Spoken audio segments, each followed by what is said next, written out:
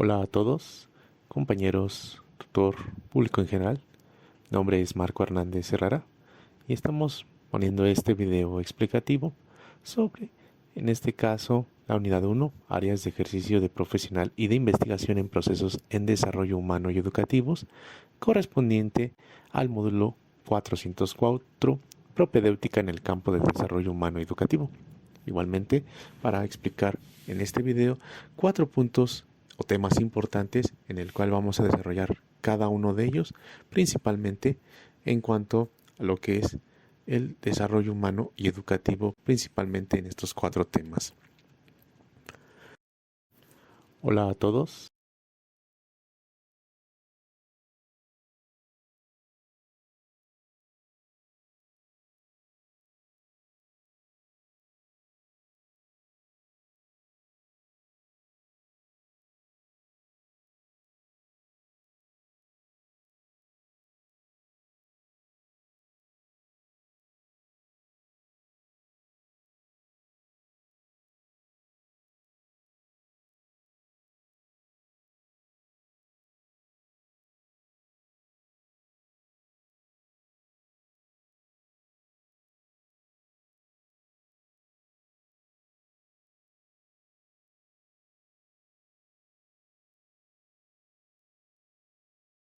Pasemos al primer tema de ellos. Le comento que es el estudio del desarrollo humano. Empezamos diciendo lo siguiente.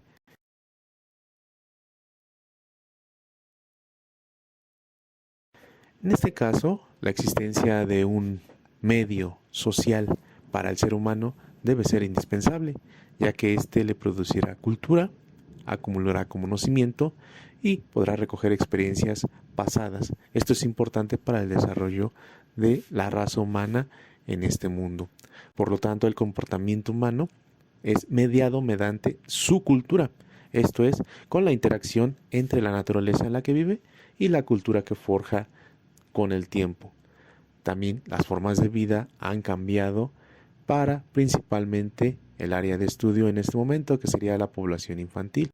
Hay que tomar en cuenta que la concepción de infancia, las actitudes hacia los niños y su cuidado, si bien en últimos días ha estado en la panacea, es importante mencionar que ello no existía anteriormente o se tenía muy poco. De hecho, en temas subsecuentes vamos a explicar un poco de ello, además de las ideas y comportamientos que son relativamente recientes.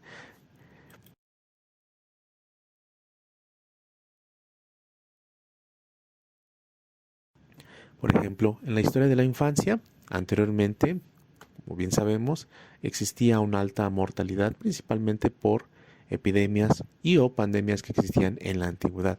Sin embargo, esto también se reflejaba en un alto crecimiento en la tasa de mortalidad infantil. Por lo tanto, anteriormente se creía que al morir los niños tendría que haber una alta fertilidad de ellos, que quiere decir que el nacimiento de población infantil, si bien era mucha, esta se reducía al momento en que ellos estaban en contacto con alguna enfermedad incurable o alguna epidemia y por supuesto mermaba su esperanza de vida. Además de ello, el poco cariño que padres o adultos mayores tenían sobre estos niños eran menor, principalmente porque o una de dos llegaban a fallecer a edades muy tempranas o los llegaban a convertir en adultos pequeños. Si bien hoy es un bien escaso, por lo menos en países desarrollados, en donde la población infantil es baja en comparación a otros estratos de población, es importante mencionar lo que tanto la sexualidad y el uso de métodos anticonceptivos han reducido en gran medida este tipo de tasa de crecimiento y la que es la natalidad infantil. Por lo tanto, esto modifica un poco a la sociedad actual, principalmente porque en épocas de capitalismo es producir y consumir todo aquello que se genera, en este caso los objetos.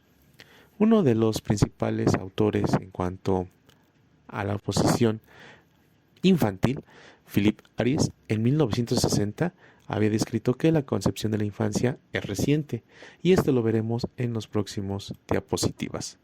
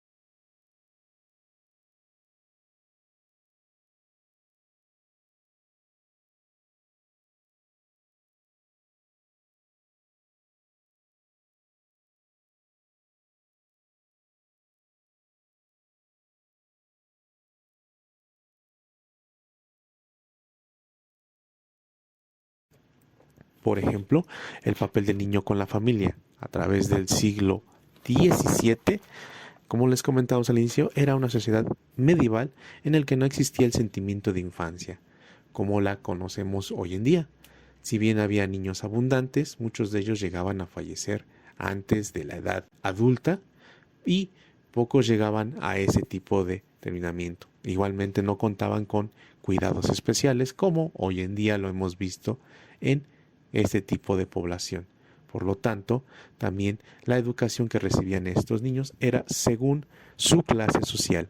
Con ello podemos decir que una sociedad alta era poca convivencia entre los padres y los hijos, ya que eran criados por la servidumbre.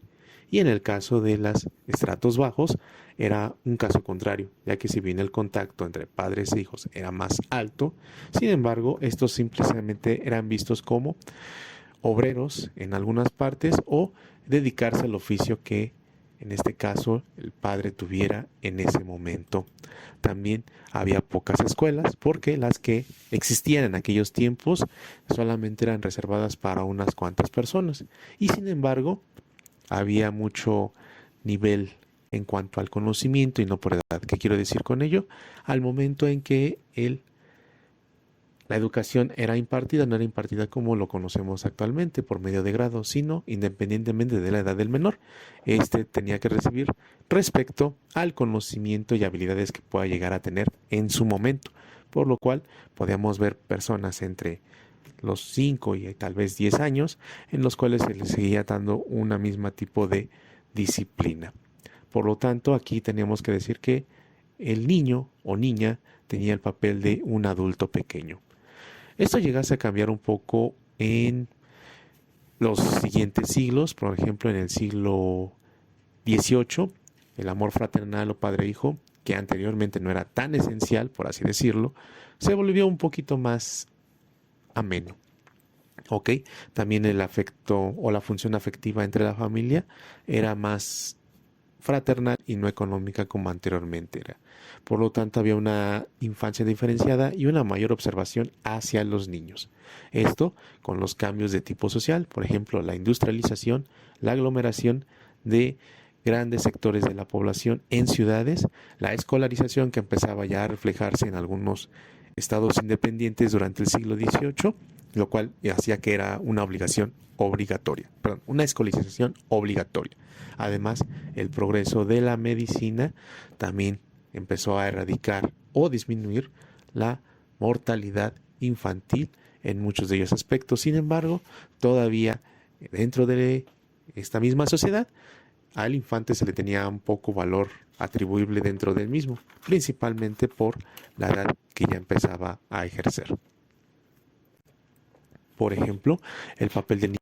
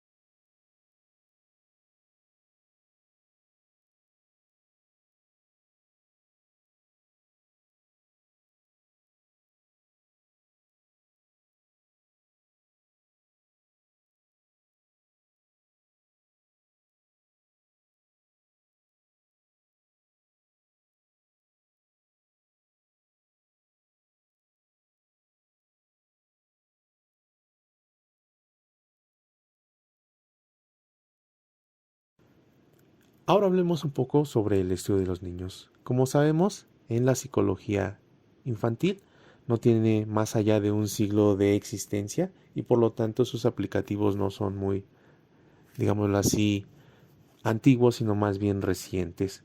Esto podemos considerarlo como lo actual. Al ser tan familiar y cotidiano, no resultaba llamativo para considerarlo digno de atención y de estudio, en este caso, el estudio de los niños. Sin embargo, también ya empezaron a seguir los primeros tipos de estudio, los cuales vamos a resumir en 3 puntos. El primero de ello, observaciones sobre sujetos excepcionales. Un ejemplo de ello eran los llamados niños prodigio durante el siglo XVIII, también aquellos que consideraban niños salvajes o que se encontraban aislados del contacto humano. Igualmente niños con algún tipo de deficiencia, sea física o mental, que pueden poder recuperarse de forma parcial y poder ser reingresados a una sociedad. Si es que tomar en cuenta que esto tipo de observaciones era mediante la especificidad. Quiero decir que dependiendo de la evolución de este tipo de pacientes, por así decirlo, puede ser importante en ello. El segundo de los puntos son las observaciones biográficas sobre sujetos normales, también sobre este caso, ya a principios del siglo XIX y durante el siglo XX, se habían escrito diarios con miembro de algún familiar, en este caso el miembro de la familia, el menor, por ejemplo, el más niños. Uno de ellos es el de Libre Drassen, que tanto en el siglo XIX y en el siglo XX existían para este tipo de desarrollos. Las observaciones son frecuentes y detalladas del sujeto, que el sujeto, pues, en este caso el menor, no describía algún tipo de problema o algún tipo de genialidad en comparación al estudio anterior. Por lo tanto, este se visualizaba más bien en los primeros años de vida. Y por ejemplo, este tipo de observación lo podemos considerar como sistemática. Llevaba un cierto orden o jerarquización. También el tercer punto, en estudios de tipo estadístico. Estos se empezaron a decir a finales del siglo XIX. Con ello, la recopilación de datos sobre aspectos determinados con la conducta infantil y las observaciones puntuales pero limitadas del desarrollo era lo que prevalecía en este tipo de estudios. También ya se podía tener con varios sujetos a la vez de distintas edades y podría generar una mayor frecuencia. Generalmente este tipo de estudios son de manera organizada. Ahora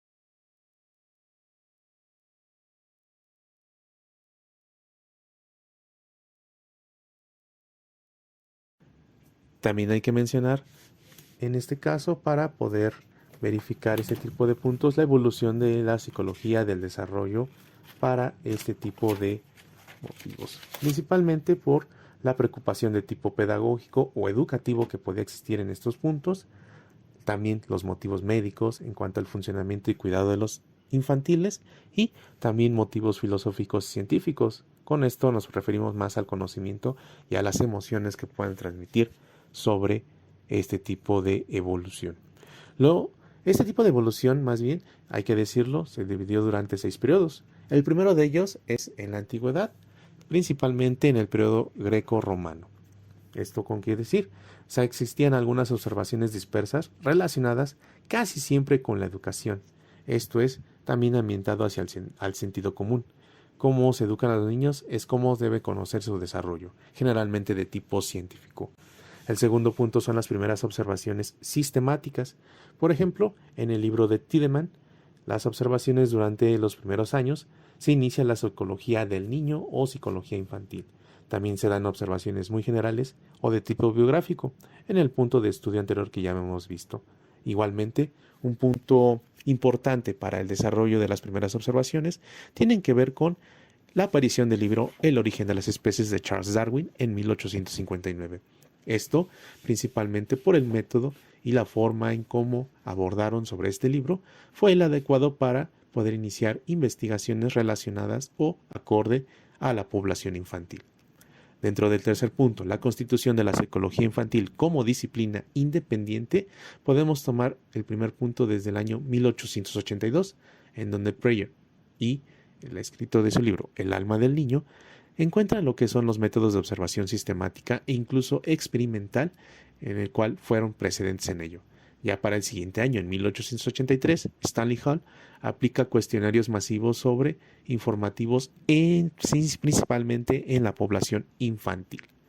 En el punto número 4, la consolidación de la disciplina y los comienzos de la psicología educativa pueden empezar a partir de 1895, ya que Baldwin, con el desarrollo mental en el niño y en la raza, ya se empieza a ver una evolución del psiquismo y la formación de funciones psicológicas principalmente en público infantil y lo que ya se había visto en población adulta, además de las obras de Sigmund Freud, como por ejemplo los test de inteligencia o también los cambios en teoría psicológica, y también ayudan mucho sobre este tipo de puntos, al igual que la aparición de la psicología del Gestalt y el conductismo, importantes para el desarrollo de este punto número 4.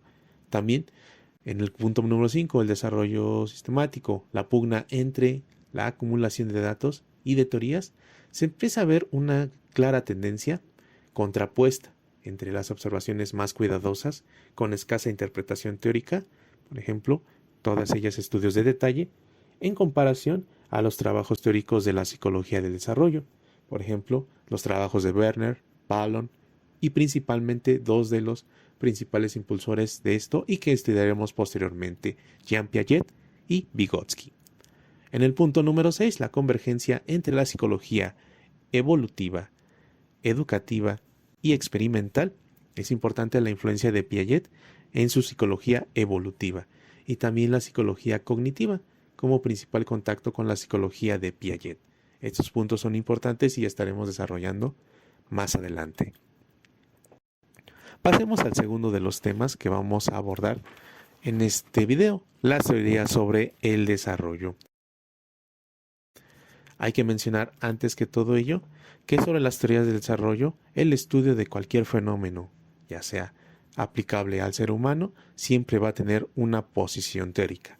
Esto se resume a 4 puntos importantes: a cómo se produce dicho fenómeno, la naturaleza, causa y factores que pueden llegar a determinar dicho fenómeno, la importancia puede ser relativa de los factores biológicos y ambientales, principalmente en el caso que estamos estudiando, infantil, y los métodos o unidades de conducta de los cuales se van a tomar sobre ello.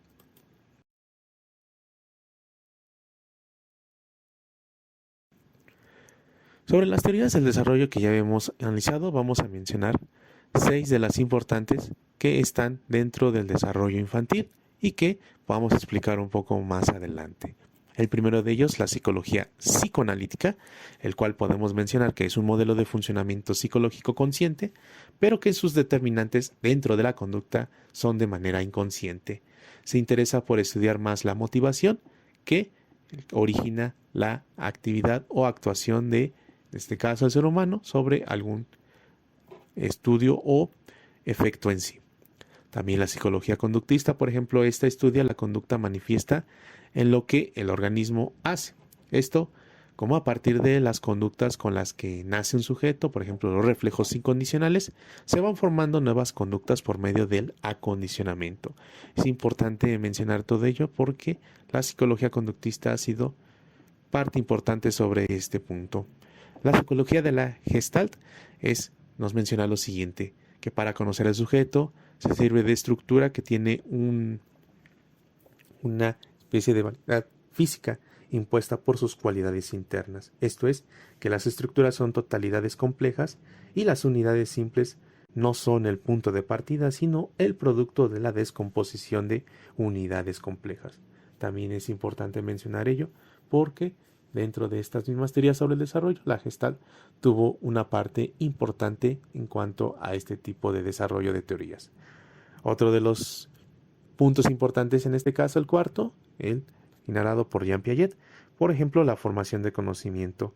Las conductas son complejas, pero también considera que las formas complejas se van construyendo y cambian a lo largo del desarrollo de la personalidad. Otro de los puntos importantes en este caso de las teorías del desarrollo sería el principalmente, permítanos un momento, sobre los periodos importantes de este caso puedan tener importancia en ello, que sería Vygotsky. Se interesa por los determinantes sociales del desarrollo en comparación a Piaget y esto que el desarrollo del individuo es indisociable de la sociedad en la que vive y se desarrolla.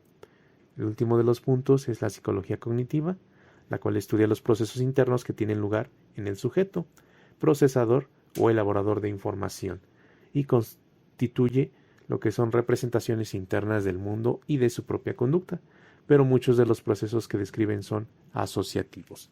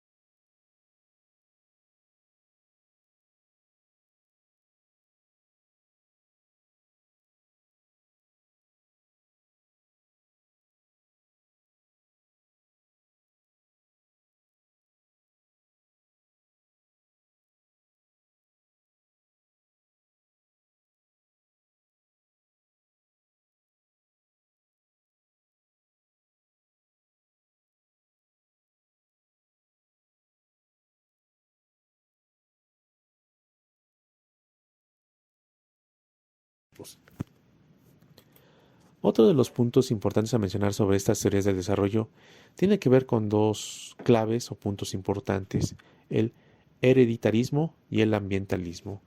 En este caso, los determinantes del desarrollo humano son en esencia muy antiguos.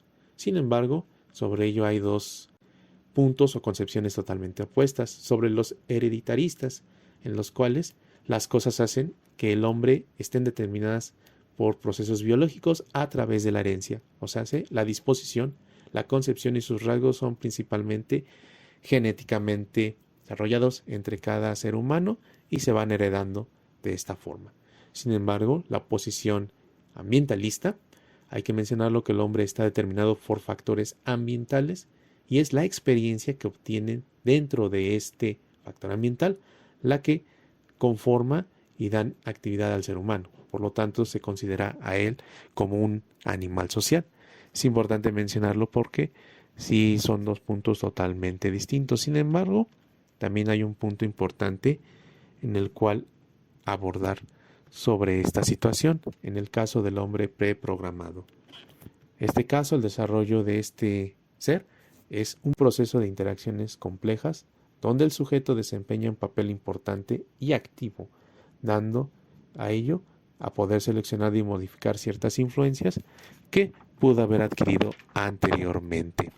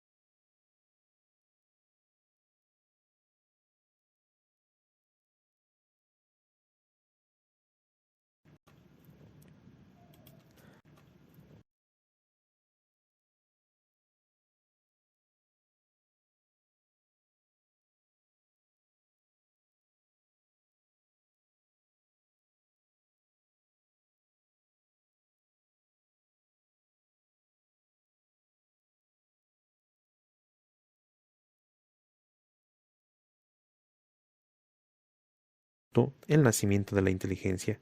El niño, al nacer, debe desarrollar su inteligencia para su vida adulta.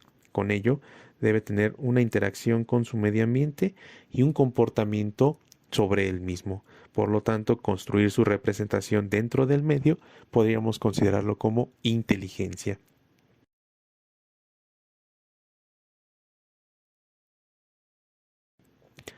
Durante este punto importante, el ser humano debe tener ciertos puntos que deben cumplir para ello. Empecemos con el primero de ellos, la consolidación de los reflejos.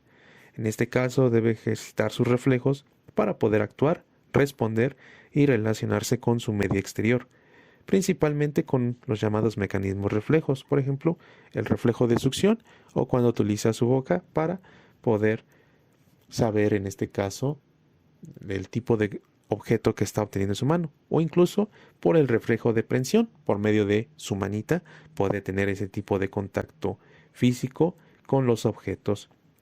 También hay que mencionar que en este caso dentro de su periodo sensorio-motor, que es desde el nacer y hasta los año y medio, 18 meses de vida. La relación con los sentidos y actuar de forma motora, la repetición ocupa un papel esencial, principalmente en esta consolidación de los reflejos.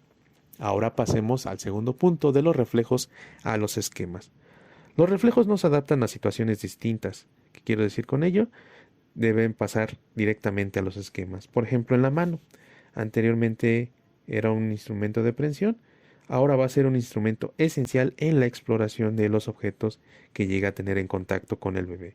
Aplicando esquemas, descubre propiedades y también cómo puede producir resultados, por ejemplo, modificándolos para acomodarlos a las propiedades de los objetos, o al descubrir estas propiedades, explora y experimenta con ellos. No solo satisface necesidades, sino que les proporcionan experiencia, y esto es interesante para que en el divertimento y al hacer progresos se genere un desarrollo de este movimiento. Pasemos al punto en los progresos del periodo sensorio-motor, por ejemplo, los estadios. Esto es primordial, ya que al ser la base de todo el desarrollo posterior del bebé, tanto en su conducta y descubrimientos, está dividido en 6 estadios en esta etapa posterior. Pero contemos primero con 4 de ellos. Ejercitar los reflejos, que son conductas nuevas mediante la formación de esquemas. Número 2. Las reacciones circulares primarias. Baldwin los describía como la repetición de un ciclo adquirido y que se está adquiriendo, o que se está adquiriendo, mejor dicho, en el que el bebé realiza hasta dominarlo, controlarlo correctamente, originando nuevas conductas, por ejemplo, acciones relativas al propio cuerpo del bebé que no diferencian el medio exterior todavía.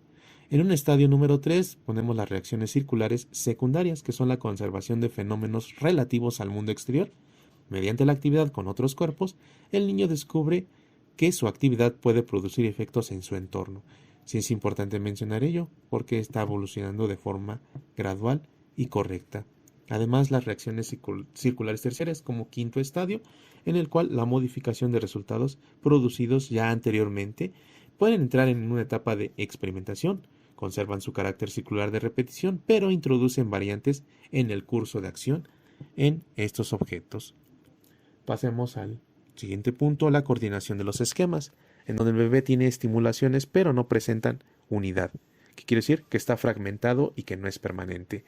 Esto se debe coordinar esquemas respecto a este punto de modalidad, que es sensorial, visual, táctil o auditiva, dependiendo del tipo de sentido que le esté dando el bebé principalmente, o la relación entre estos mismos a una actividad.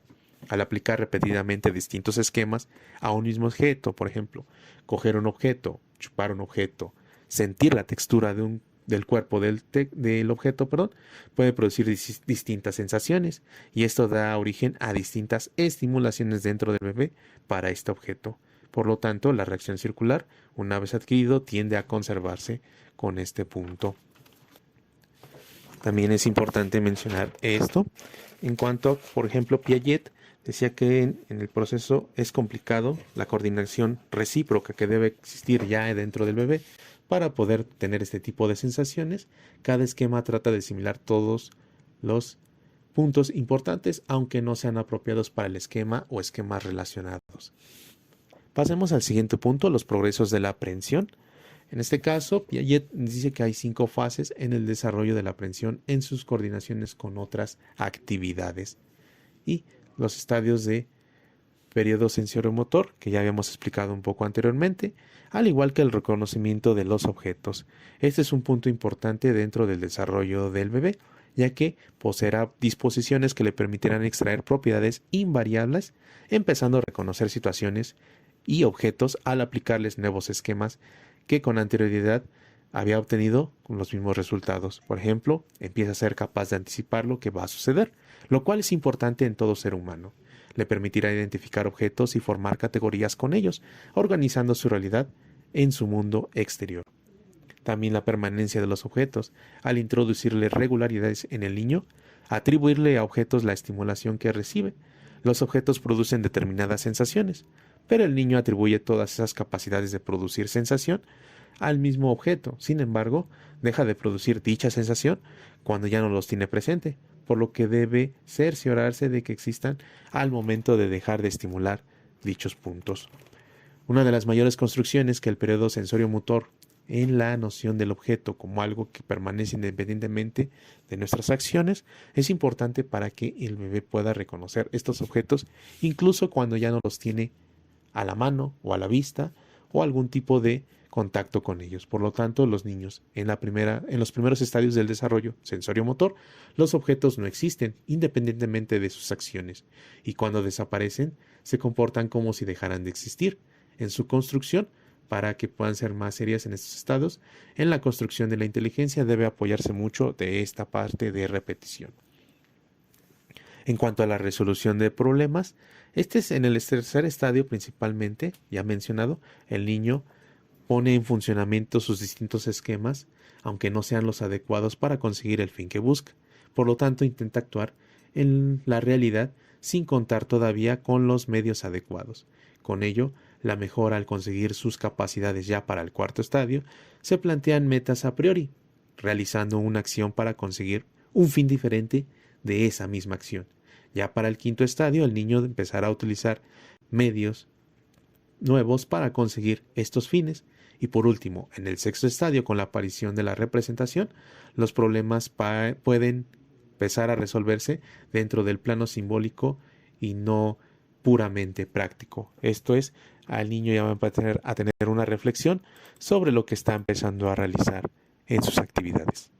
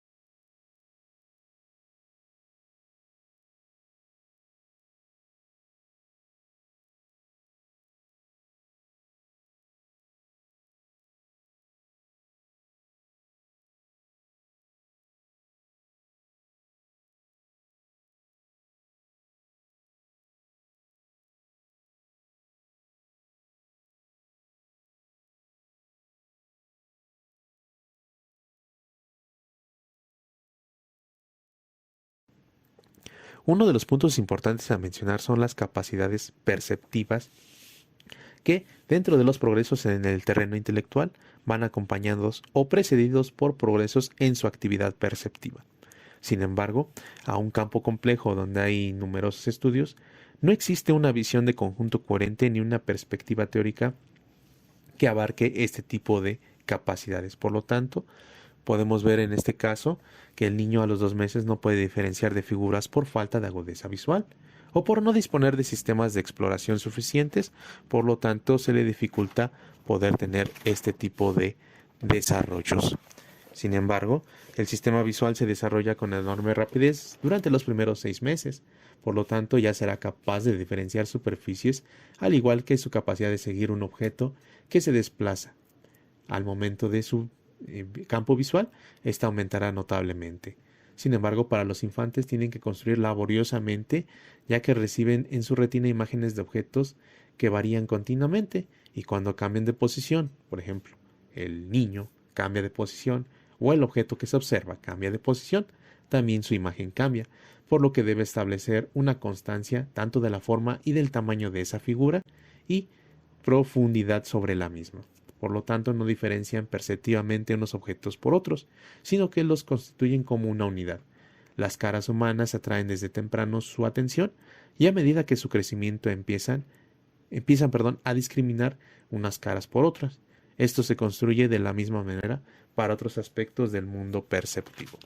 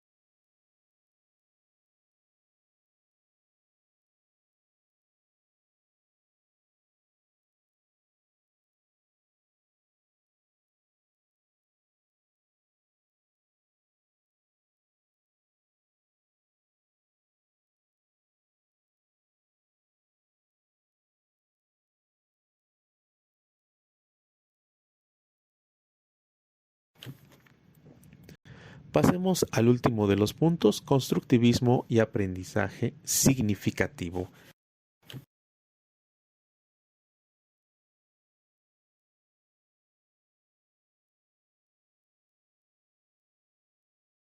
Las diferentes corrientes psicológicas en el terreno de la educación no son las únicas que pueden tratar de ello. De hecho, la psicología como ciencia no es la única disciplina científica responsable en tanto a las aportaciones respectivas a la educación, ya que vienen implicadas de otras ciencias, pueden ser ciencias sociales, humanas y principalmente educativas.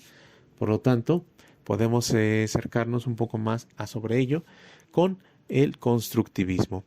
Dicho concepto o el constructivismo surge como una corriente epistemológica en el ser humano, que es capaz de discernir los problemas de la formación del conocimiento en el ser humano. Los seres humanos son productos de su capacidad para adquirir conocimiento y con ello poder reflexionar sobre sí mismos, lo cual nos ayuda a entender sobre la anticipación, la explicación y la controlación de la naturaleza para poder construir una propia cultura. Es importante mencionar este tipo de punto porque aquí ya es donde Díaz Barriga nos apoya sobre este tipo de puntos importantes.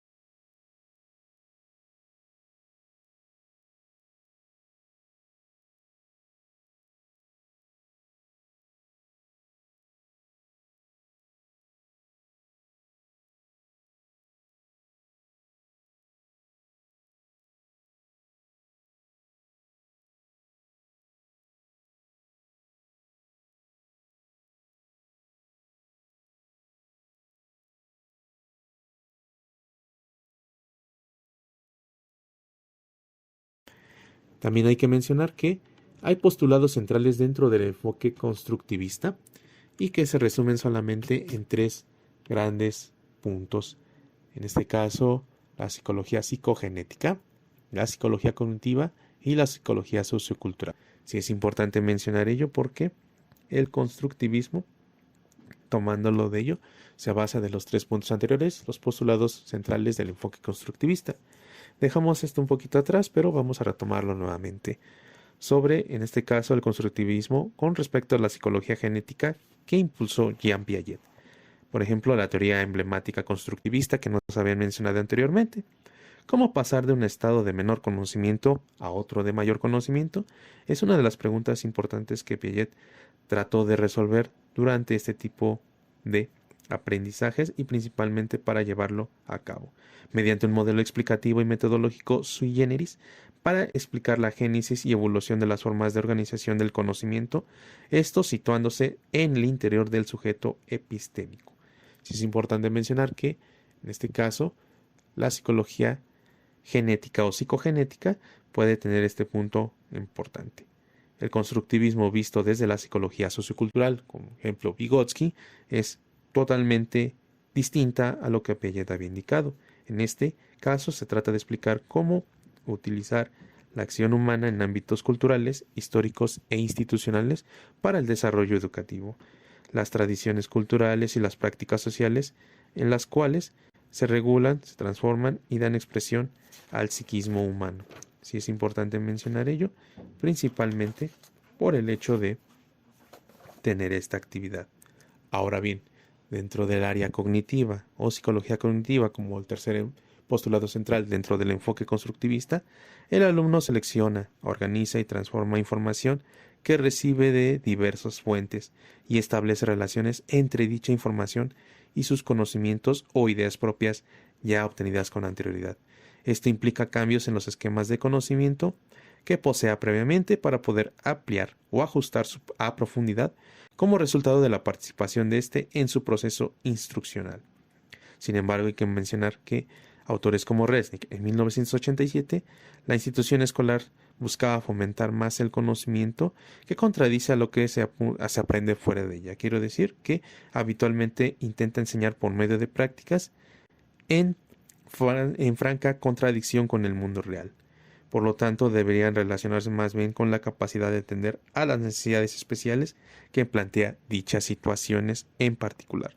Con ello, el desarrollo de la autonomía moral e intelectual, la capacidad de crecimiento crítico, también el autodidactismo, la capacidad de reflexión hacia uno mismo y hacia el aprendizaje que uno recibe, también la motivación y responsabilidades del estudio dentro de los alumnos y aprender significativamente, al igual que la cooperación buscando el bien colectivo y no un bien individual, son puntos importantes para poder desarrollar sobre este tipo de metodologías o enfoques en los cuales está este tipo de constructivismo. También hay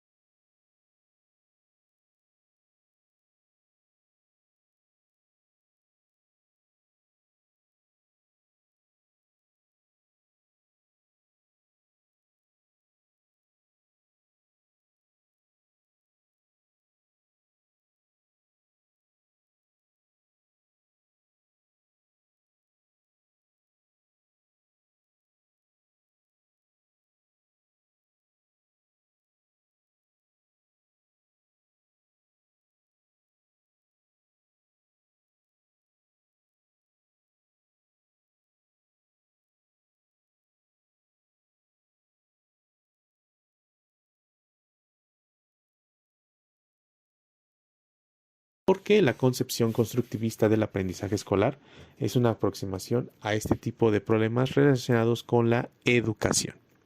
Es importante mencionar ello para que podamos tener que el individuo dentro del plano intelectual y su intersección al todo ello debe ser dentro del plano intelectual y su intersección al aprendizaje escolar. También debe tener intereses, necesidades y motivaciones. Contenidos curriculares, que es aprender sobre los contenidos significativos para no solamente infantiles, sino para los estudiantes en sí. También el tipo y modalidad de aprendizajes escolares, por ejemplo, debe influir mucho en el intelecto o en la faceta intelectual del individuo, dentro de sus posiciones afectivas y principalmente en el medio social donde interactúa. Además, debe haber alternativas novedosas para el conocimiento escolar, independientemente de el tipo de educación que reciban los alumnos y principalmente la interacción entre el equipo docente y sus alumnos, así como la participación de los mismos alumnos como un aprendizaje cooperativo. Porque la concepción constructivista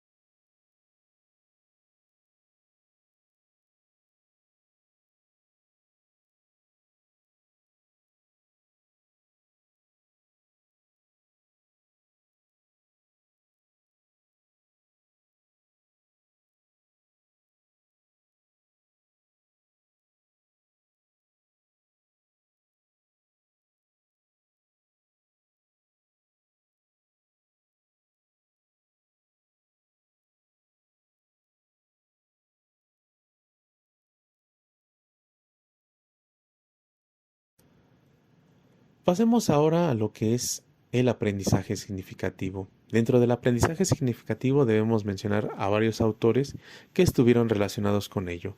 Por ejemplo, David Ausubel, Joseph Novak y Helen Hannesen, que son especialistas en psicología en la educación de la Universidad de Cornell, fueron los que diseñaron la teoría del aprendizaje significativo. Este se considera el primer modelo sistemático de aprendizaje cognitivo, en el cual para aprender es necesario relacionar los nuevos aprendizajes a partir de las ideas previas o, en este caso, el conocimiento previo que los alumnos tengan sobre un tema en particular. Ahora bien definidos por estos autores, para aprender significativamente el nuevo conocimiento debe interactuar con la estructura del conocimiento existente o preexistente al momento de dicha fusión, por llamarlo así. Sin embargo, lo crucial no es cómo se presenta dicha información, sino cómo esta nueva información se integra a la estructura del conocimiento existente. ¿Cómo es que se funciona? Pues bueno, vamos a partir a siguientes puntos en el cual hay que lograr que el alumno tenga un conocimiento más amplio, creativo, conceptual y que éste sea útil para comprender una variedad de problemas y situaciones en el cual se puedan enfrentar.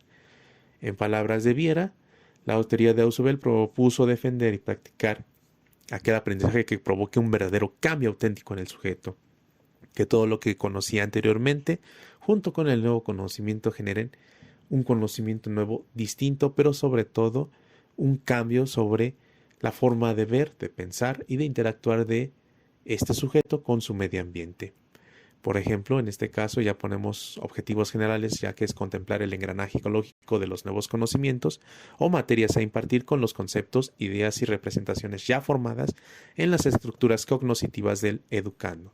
También eludir la memorización, y la mecanización del aprendizaje, lo cual esto no ayuda en cuanto a los contenidos, porque estos pueden llegar a carecer de significado dentro de los alumnos.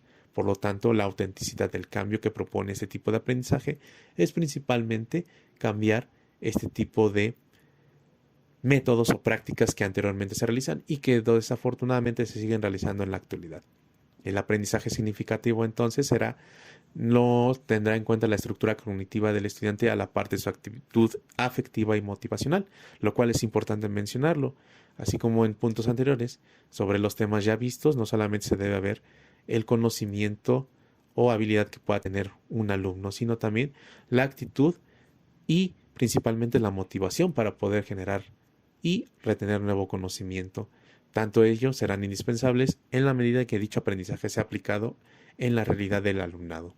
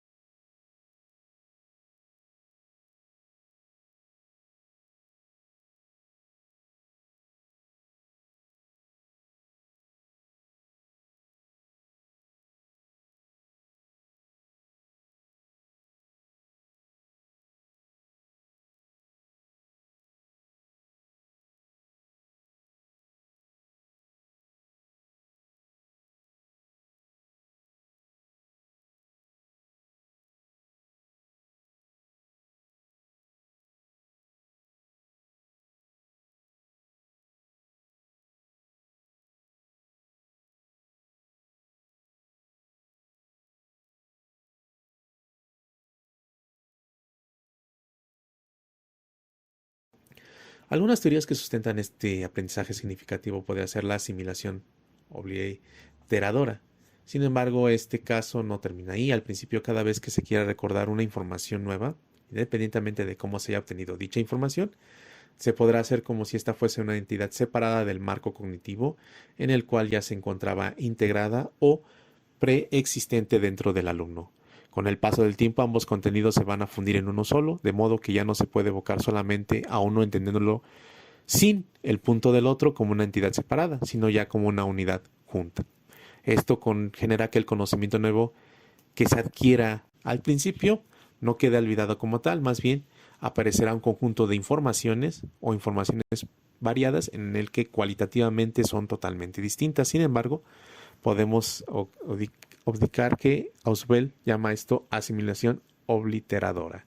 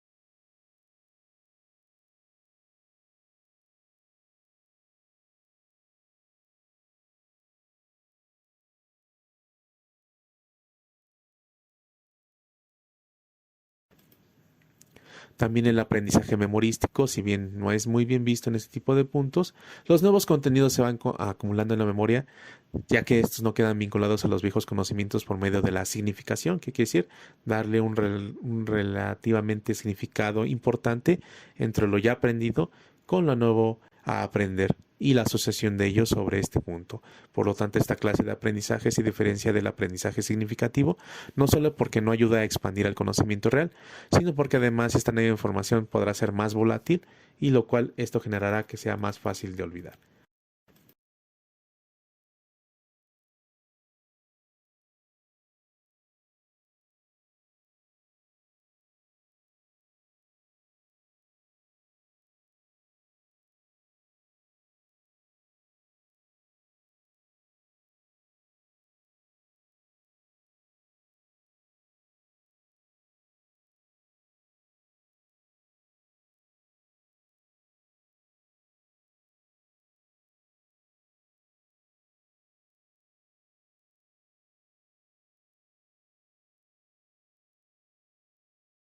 Por tanto, otro de los puntos importantes que debemos resolver sobre los conceptos que utiliza el aprendizaje significativo propone, por ejemplo, David Ausubel, 4 procesos mediante el cual pueden ocurrir dentro de este aprendizaje. La subsunción derivada, concepto que describe la situación en la que la nueva información a aprender es un caso o un ejemplo de un concepto ya conocido, para que lo pueda relacionar el educando al momento de aplicar este nuevo conocimiento.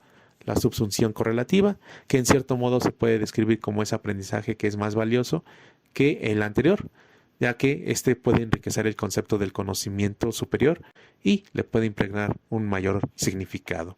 El aprendizaje supraordenado, que en este caso se conocen muchos ejemplos del concepto general, pero que no se sabía el concepto mismo hasta que se fue enseñado.